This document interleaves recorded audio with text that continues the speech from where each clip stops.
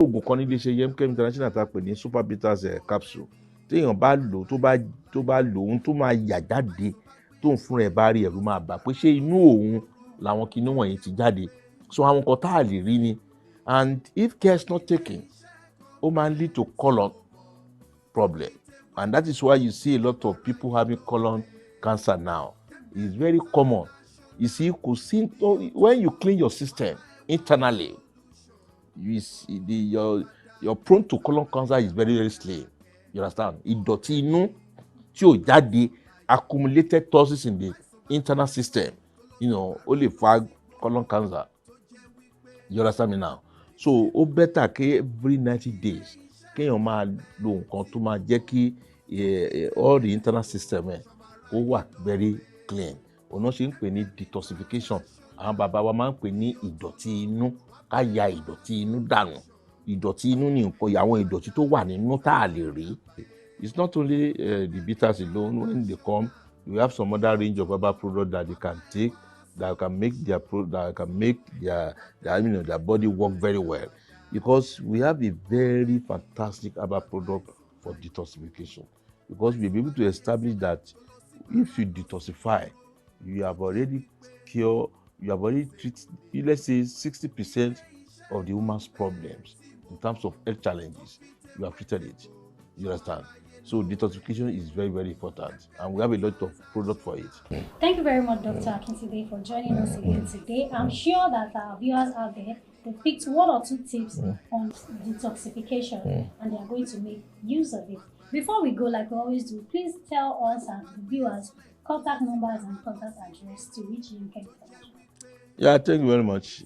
The Yemkem corporate head office is number 205 Idimu Egbeda Road, Yemkem Plaza, Faith Bus Stop. The telephone number you can call as our customer health care lines 080-8888-1020, and we have other 2 numbers that is online that you can purchase our product online and it will be sent to you anywhere in the world. The 2 numbers are 080-6666-9868 or 080-6666-6359. Those are the 2 numbers you can call, for the purchase of our products online. And beside that, you can even go to our website www.yemkeminternational.com. You get there, you see a range of Yemkem herbal products, and you'll be glad by the time you buy our products. But don't forget that your health is your wealth, and your greatest asset in life is your health. Don't play with it. Until then, remember this.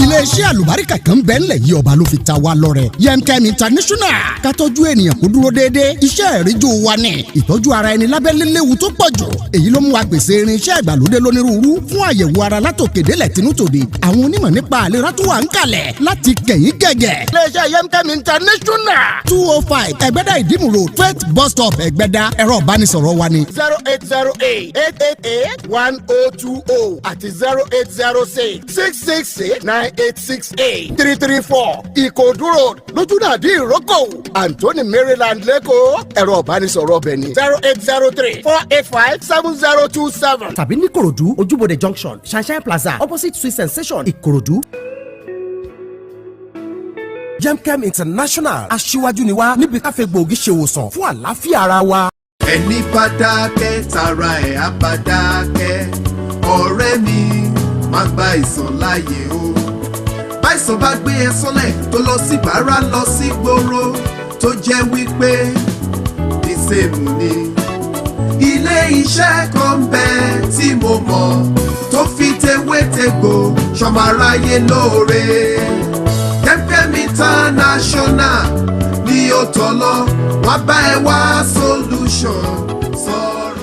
Eliminating toxins from the body system has been said to be one of the best and effective ways to live a healthy life and to live long.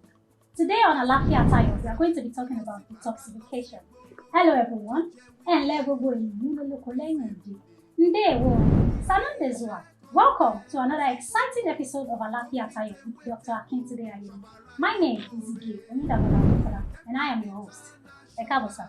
Epele. You're very welcome, sir. Looking agile, active, and brilliant as usual. Like I said, today we are going to be talking about detoxification. The reason why I chose this topic today is because I realized that a lot of people do not know the importance of detoxification to our health. And we start by talking about what are the things that we see that will make us feel that we need to detox our body. Kí ni àwọn àpẹẹrẹ tá máa rí lára tá máa fi pé ó yẹ ká detox ara ká fún àwọn nǹkan kan kúrò kan. You see, detoxification is like a process of detoxifying all the toxins in the body system. There are a lot of toxins in our body system that we cannot see with our two naked eyes. A máa jí, a máa mumi, a máa jẹun láàárọ̀, lọ́sàn-án, lálẹ́. Everything goes from the mouth to the stomach. And you cannot see everything inside there. But detoxification is just like a process of someone. Ó dàbí ẹni tó kó gbogbo ẹrù inú ilé ẹ̀ jáde tó gba tó kó dọ̀tí. Yẹ́n wọ́n tí yẹn bá kó ẹrù sínú yàrá tó ń sùn bẹ́ẹ̀ láàárọ̀ lọ́sàn-án lálẹ́ kò ní mọ bí bẹ́ẹ̀ ṣe dọ̀tí.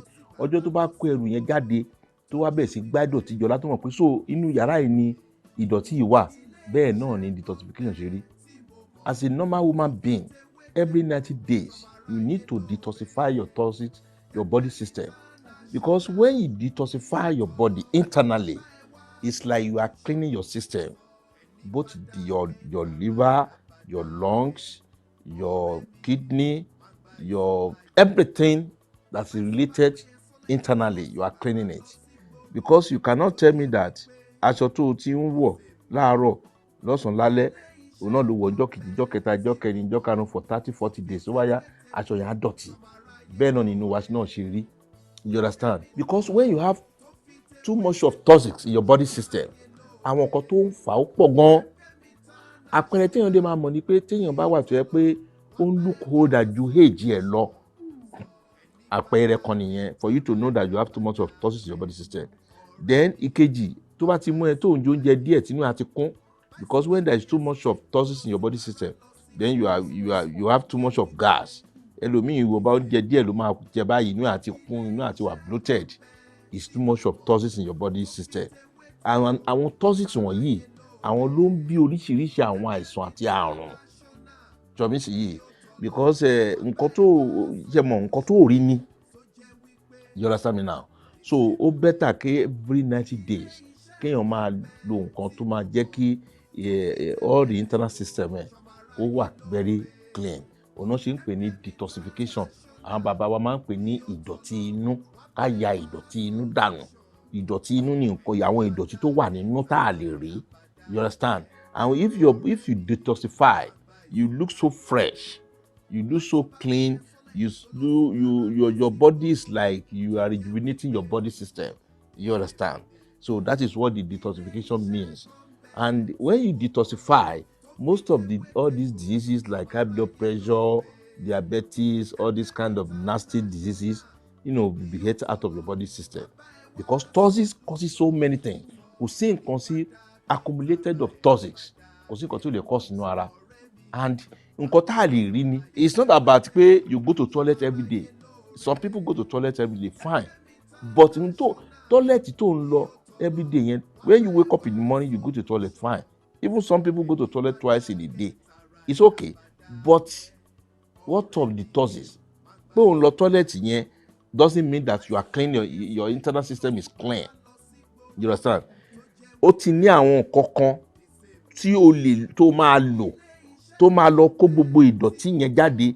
Is like kí epo nísìn kó dà sínú aṣọ, tó epo bá dà sára aṣọ kó wá lọ fọ aṣọ yẹn, tó bá mú nǹkan tó máa stain remover tó bá apply yẹ epo yẹn ò ní kúrò ńbẹ̀. Bẹ́ẹ̀ náà lògùn yẹn náà ṣe rí when you take it. So there are some certain herbs that you need to take that will get it off. Moríkìní kan ara tó dára gbogbo aráyé gbọ́. Moríkìní kan ara tó lóyún gbogbo aráyé gbọ́. Ohun ara tí mo rí o ilé iṣẹ́ màmá ní. Ohun ara tí mo rí o ilé iṣẹ́ màmá ní. Moríkìní kan ara tó lóyún. iléeṣẹ́ àlùbáríkà kan bẹ́ẹ̀ ńlẹ̀ yìí ọba ló fi ta wá lọ́rẹ. Yemkem International ká tọ́jú ènìyàn kó dúró déédéé iṣẹ́ ìríjú wa ní ìtọ́jú ara ẹni lábẹ́lé léwu tó pọ̀ jù.